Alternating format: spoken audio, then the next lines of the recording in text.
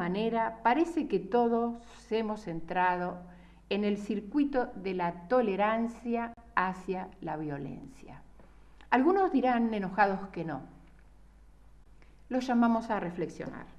La importancia de desenmascarar estas cuestiones nos remite a nuestra propia violencia. Sí, todos tenemos una propia violencia, racionalmente denostada y repetida en lo emocional, porque es modelizada en una sociedad donde se han caído los valores. No quiero decir perdido porque de algunas formas diversas muchos sostenemos los principios y los valores. El encubrimiento de las violencias de todo tipo, por temor, por resguardar las propias formas de prestigio, por resguardar mi lugar en la sociedad, por resguardar la institución en donde estoy, por ejemplo, instituciones religiosas o formales, o escuelas, etc., me ponen en el orden de la complicidad. Quiere decir que si yo no ayudo a desenmascarar para encontrarme cuál es mi lugar dentro de esa construcción y esa tolerancia y permisividad a la violencia, en realidad soy un cómplice. Por ello, la primera reflexión en este sentido que debemos compartir es cómo puedo revisar yo de esto. Primero, no debemos negar nuestra conducta violenta, al menos nuestra vulnerabilidad para ser ejecutores de ella. Debemos evitar las polarizaciones o estas diferencias que se exageran entre los seres humanos o grupos sociales. Las diferencias claramente se exageran, las antinomias se proponen desde el orden político y social. En estos días lo vemos claramente. ¿Para qué se exageran? Para construir distancias, resentimientos, no puentes. Nuestra tarea por la paz es una tarea de construir puentes en esta diferencia. También necesitamos revisar nuestros patrones culturales y aquellos que adherimos. Son invisibles, pero son determinantes de nuestra conducta y de cómo nos comportamos como sociedad. Construimos violencias desde los estereotipos y las discriminaciones. El que no está con nosotros está en contra. Es un blando, es una mujer, rótulos, etiquetas. Todo ello determina descalificaciones y construye violencias desde los estereotipos a los que nos someten. Nos someten, nos caratulan, nos rotulan y nos condenan. A veces nosotros somos quienes lo hacemos.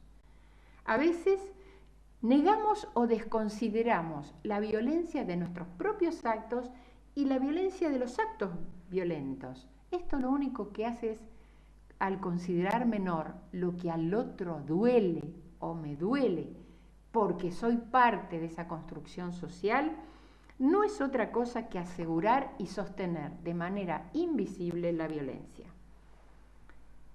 En el hogar, en la escuela, en la vida cotidiana y, por supuesto, en todas las instituciones y organizaciones de la comunidad, desde luego atravesadas por la política.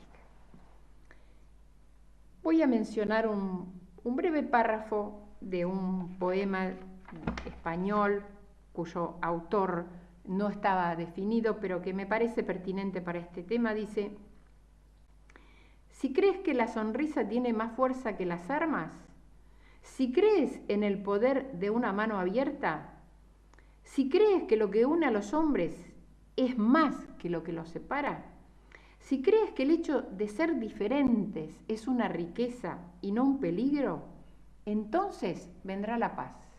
Este es el desafío. Existen herramientas. Los valores y la paz no son cuestiones abstractas. Se transforman en realidades, en actitudes, en conductas que en lo cotidiano desarrollamos. Y es posible si creemos en estas cosas. Bueno, Zaida, acá tiene una pregunta que dice, ¿cómo pensás vos que se puede hacer, qué se puede hacer para cortar el circuito de violencia de que somos parte? Bueno, esto es en estos últimos, los términos de lo último que estaba mencionando. Somos actores. Primero, reconocer la propia violencia, es decir, que nosotros somos parte de esos sistemas. Cuando en un sistema una de sus partes deja de jugar el juego de la violencia, se produce una alteración vincular en el mismo. Ahora, la primera tentación es ser jueces muy justos y tener enjuiciamientos muy duros y proponer castigos ejemplares. Esto, quiero que quede bien claro, siempre ha fracasado. Lo único que lleva a más escaladas de violencia. Entonces, saber de esto y la creatividad personal lleva a respuestas diferentes. Esto no sirve. Responder con violencia a la violencia no sirve. Responder desde conductas creativas de la paz, en donde yo también me reconozco parte de esta historia, es la posibilidad.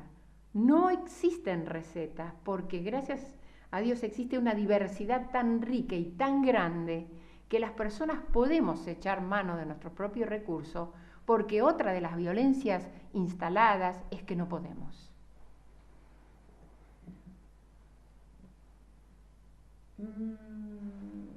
¿Qué nos podés decir, Zaida, sobre la construcción de puentes? Que vos hablaste específicamente. ¿Tenés algún ejemplo de una construcción de puente? ¿Una idea, por ejemplo, de cómo sería? Las construcciones de puente siguen el siguiente proceso.